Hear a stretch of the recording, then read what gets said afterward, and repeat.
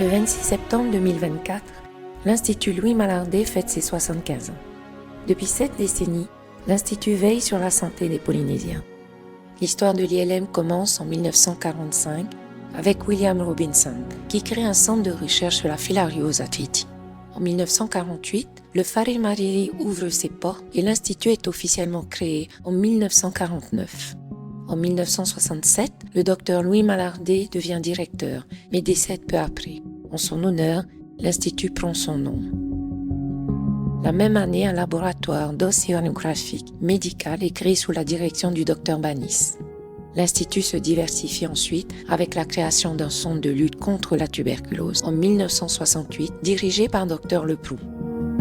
Le Dr Jacques Legré dirige l'ILM de 1956 à 1982 par intermittence, se concentrant sur la filariose. Dans les années 70, l'Institut collabore avec des institutions internationales comme l'Orstom et l'Institut Pasteur. En 1981, un centre de distribution biomédicale et un laboratoire d'analyse médicale sont ouverts.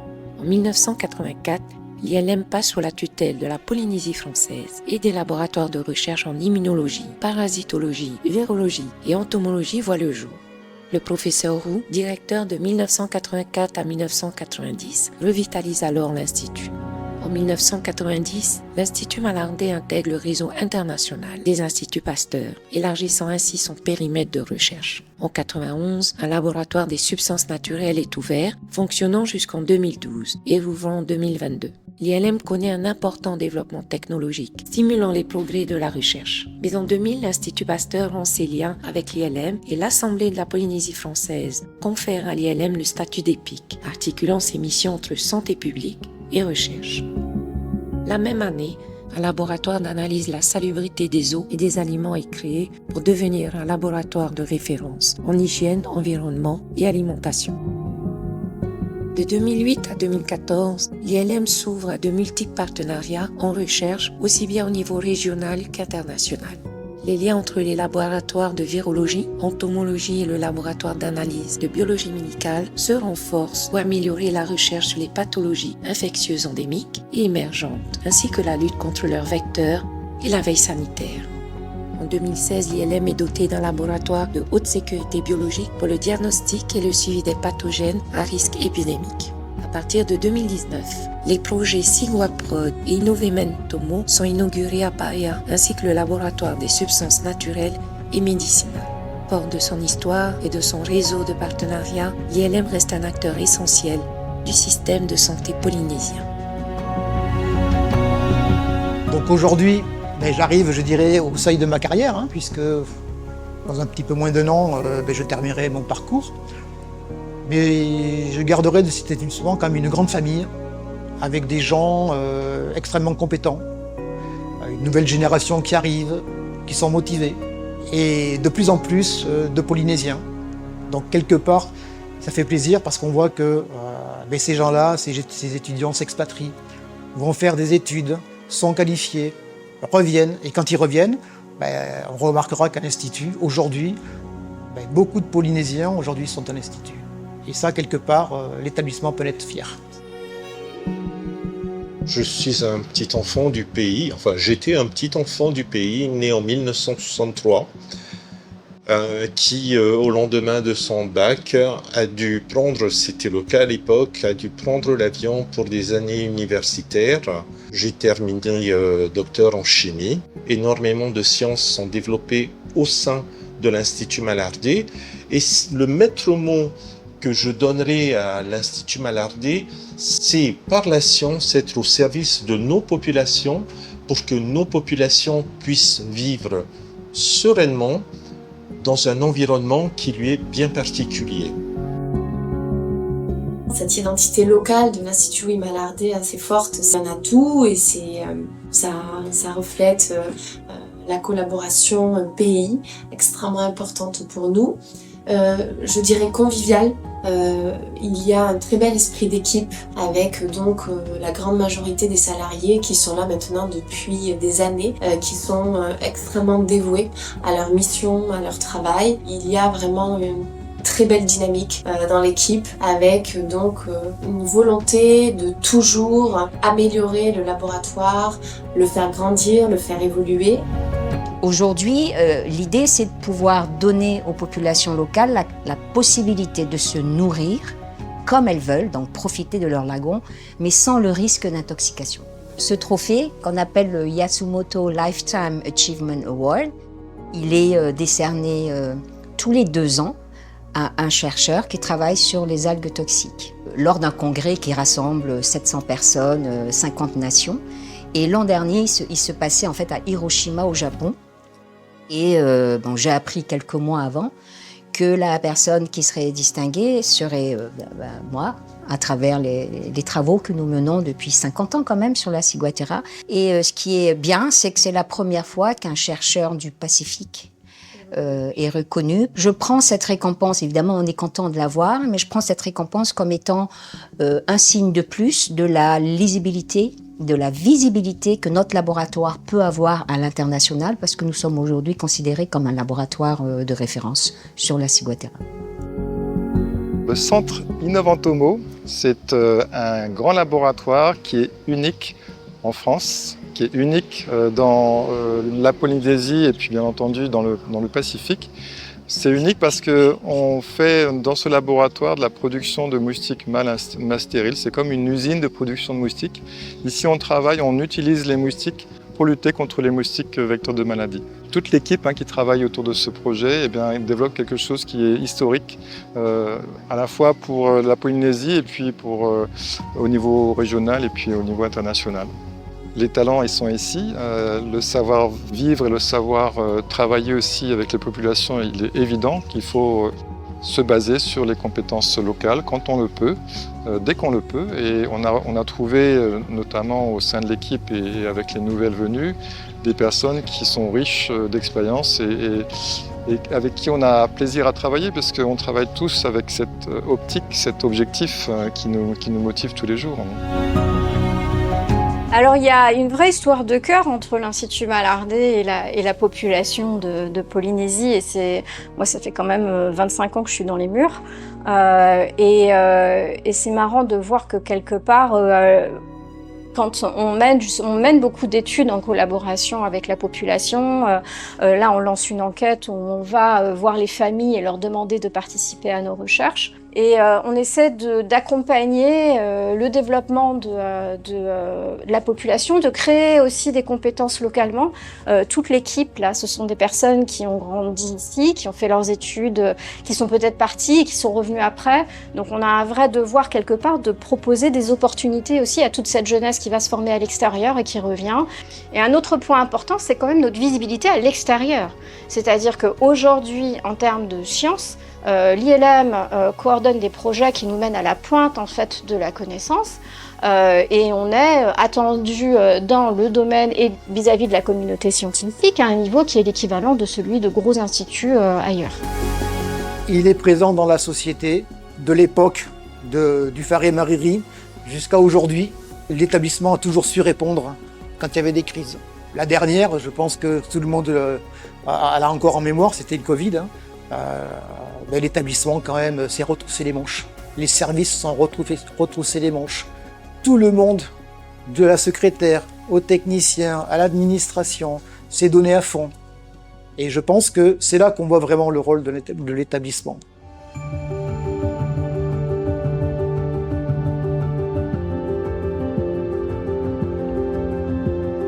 Alors aujourd'hui, l'Institut Malardé a 6 laboratoires. On a 2 laboratoires de prestation de services, d'analyse médicale, d'analyse des eaux, des aliments. Ça, ce sont des laboratoires de prestation. Et nous avons 4 laboratoires de recherche où on essaye de déboucher de la recherche fondamentale à de la recherche appliquée. Nous sommes divisés sur 2 sites. Ici à Papeete, c'est un ancien bâtiment. Et Paea, par contre, c'est très moderne. Il y a Siguaprod. Et il y a l'entomologie et il y a une partie des substances naturelles avec une très grande serre aujourd'hui de 700 mètres carrés.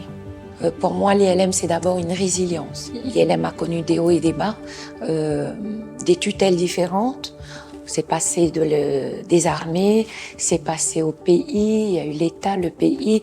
Donc il y a une forte résilience que je sens chez tous les collaborateurs de l'ILM.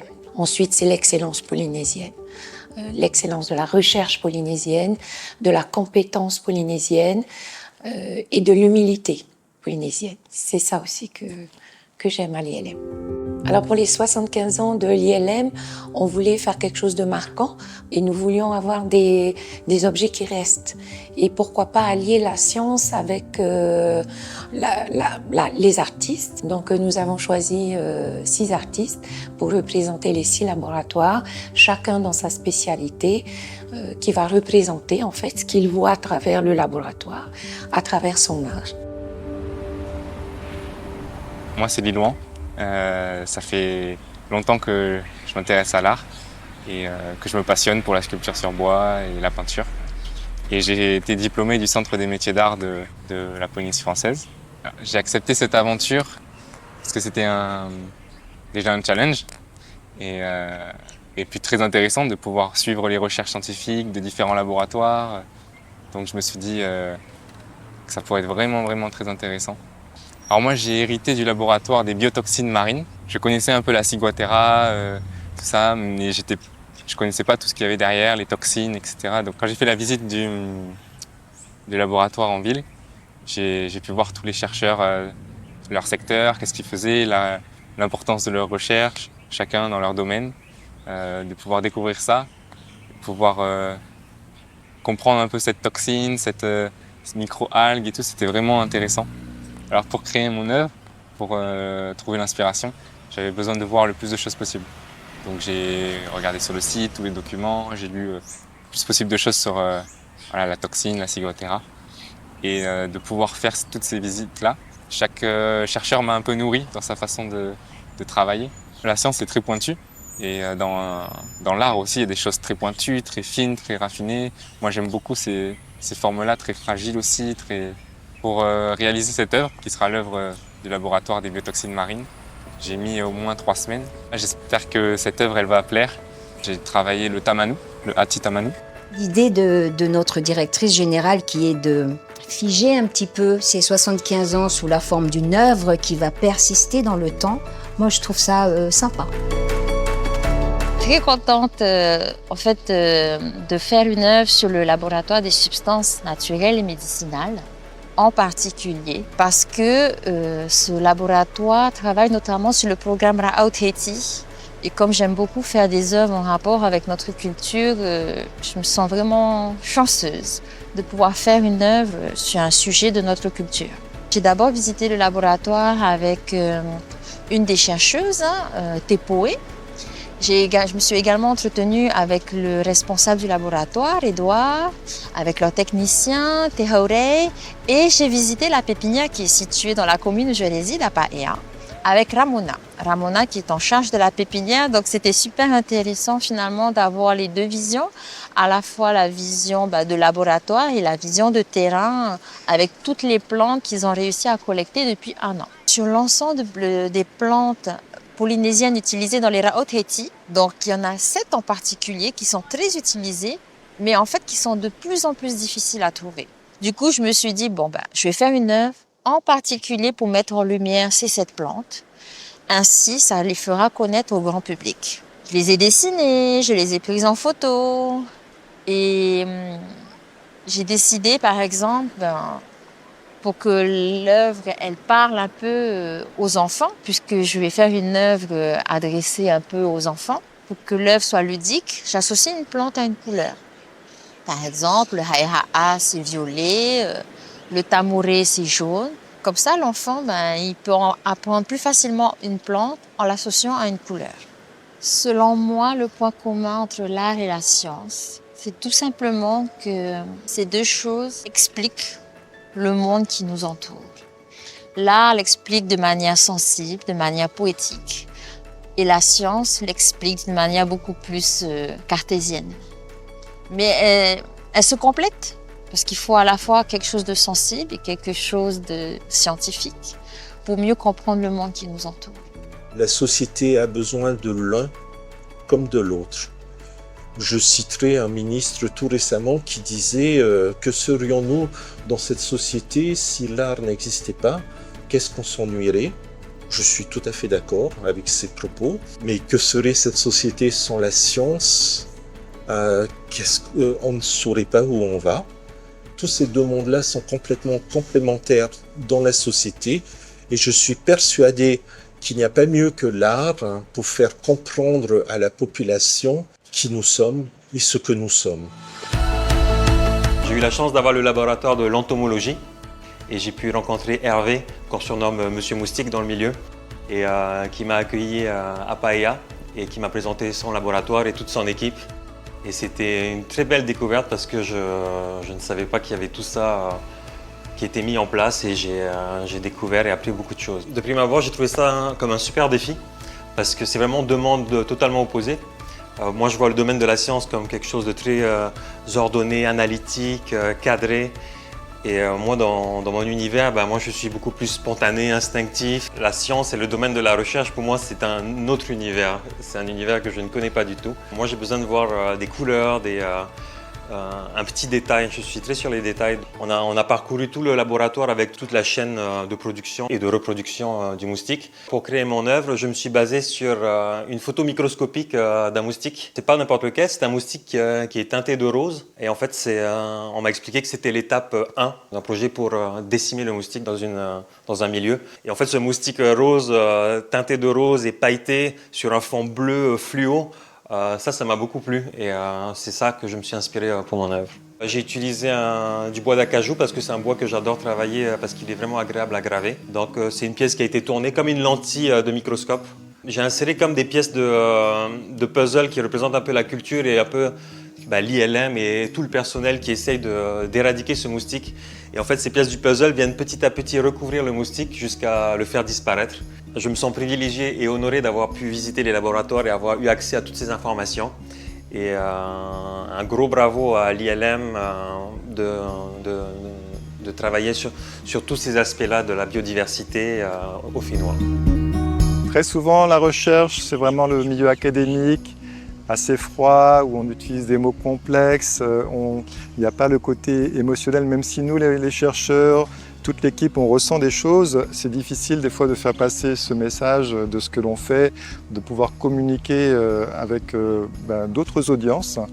Et le fait de s'associer à un artiste, pour le coup, ça permet vraiment de faire passer des émotions par une façon totalement différente, à travers la création d'une œuvre d'art, que ce soit un tableau, une sculpture. Et là, les gens peuvent tout de suite se relier à cet aspect émotionnel. Et pour moi, c'est le plus important, d'arriver à travers une œuvre d'art à faire passer des idées, une émotion qui reflète le travail que l'on fait ici dans notre laboratoire. Donc lorsqu'on m'a choisie, j'étais très contente d'avoir été choisie. Et la première question que je me suis posée justement, c'est comment peindre la science, comment mettre en valeur justement cette science-là et l'ILM en fait, comment mettre en valeur l'ILM et le labo. Parce que ce que je fais habituellement, mon art se porte surtout sur les temps d'avant, là où il n'y avait pas forcément de technologie. Donc c'était finalement faire cet alliage entre ce qui a été notre environnement et l'ILM. J'ai eu un super accueil de la part du laboratoire. J'ai pu découvrir des machines et des outils scientifiques que je ne connaissais absolument pas. Et ils ont été tous super pour m'expliquer justement leur mission, leur rôle et l'importance de leur mission. Ce qui m'a donné l'inspiration, parce que c'est une œuvre qui va rester normalement dans leur labo. Donc ce que je souhaitais, c'était répondre quand même à une demande. Et justement, ce que j'avais besoin de savoir, c'était comment ils voyaient une toile sur leur laboratoire et aussi qu'est-ce qu'ils analysaient, qu'est-ce qu'ils faisaient pour pouvoir tout assembler justement dans cette toile-là. Quand je commence une œuvre, J'ai vraiment une vision en tête et du coup je m'assois, je prends ma toile et je compose les couleurs sur ma palette. Toujours des couleurs prédominantes et à partir de là, généralement je fais d'abord le fond de ma toile, je prépare ma toile, je fais le fond et à partir de là, je vais commencer à mettre les différents éléments. Le lien qui peut exister pour moi entre la science et l'art, c'est finalement une vision qu'on a du monde.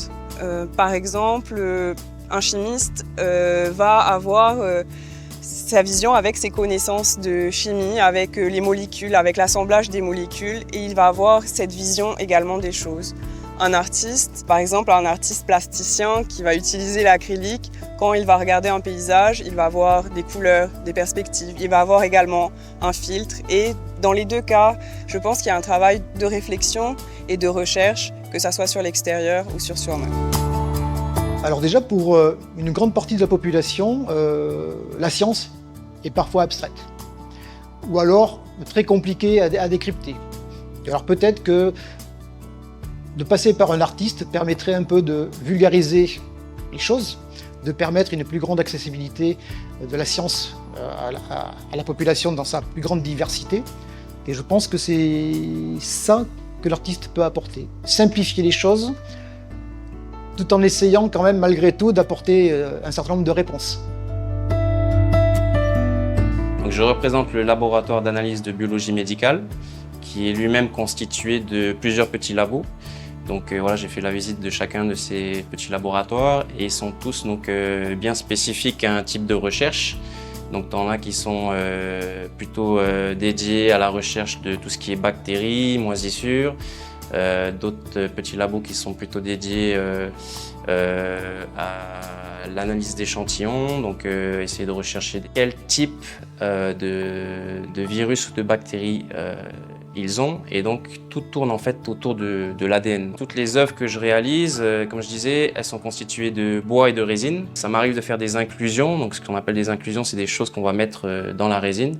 Donc pour mon œuvre, je suis parti sur du flamboyant, et donc pour réaliser voilà mon œuvre, j'avais besoin de découper ce bois de flamboyant en fines lamelles pour pouvoir trouver cette souplesse dans la fibre du bois, pour pouvoir justement courber ces lamelles de bois et les positionner sur un gabarit, coller les unes aux autres pour pouvoir former mon œuvre. Donc une fois que mon œuvre est réalisée, je l'incorpore dans la résine.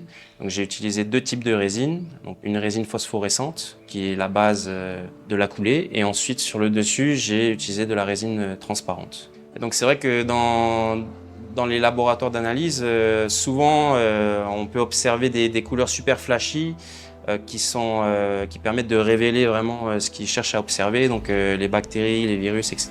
Et donc j'ai voulu représenter ces couleurs à travers mon œuvre en utilisant donc cette résine phosphorescente. Les scientifiques sont constamment à la recherche de quelque chose au final. Et donc l'art, on va dire le monde des artistes sont constamment à la recherche également d'une idée qu'ils veulent faire passer à travers leurs œuvres.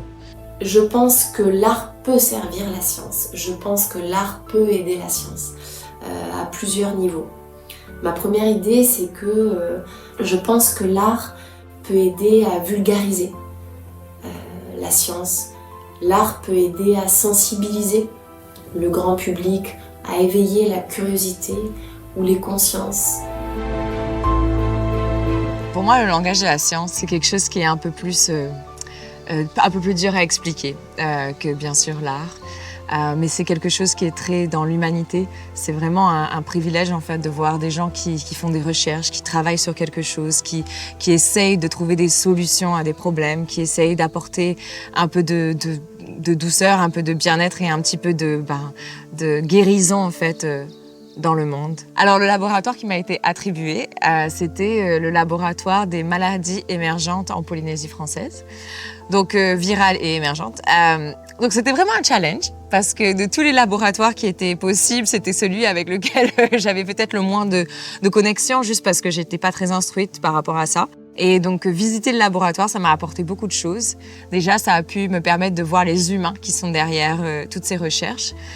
Ça m'a permis de comprendre que ça va au-delà en fait, de la Polynésie française. La maladie impacte différemment chaque personne, qu'on n'est pas tous égaux face à ça et que, bien sûr, l'histoire même de chaque personne peut avoir un impact sur comment tu réagis à la maladie. Ce que j'avais besoin, c'était de voir les gens derrière.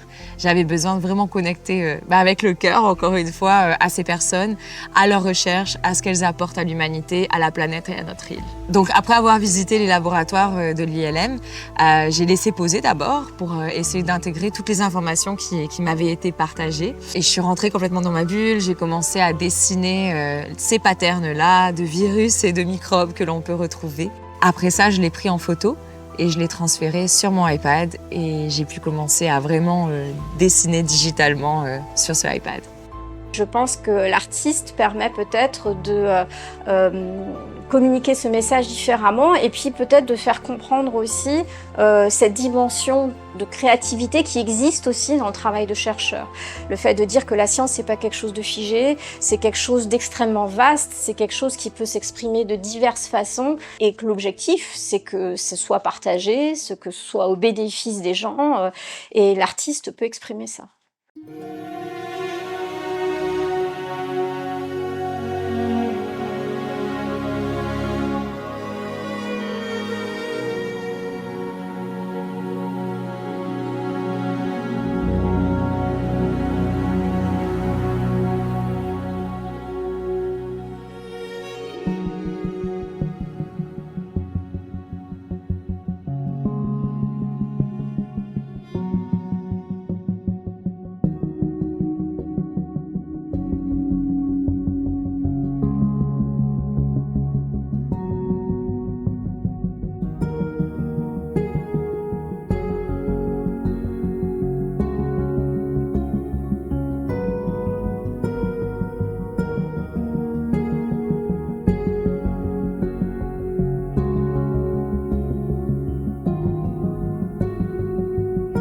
J'aimerais remercier tout le personnel de l'Institut Louis Malardé. Soyez fiers de ce que vous êtes, soyez fiers de ce que vous avez accompli, parce que la Polynésie est fière de vous. J'encourage tous les jeunes chercheurs aussi à rejoindre un jour l'Institut Malardé. Maruru Med'ay et bonne fête des 75 ans.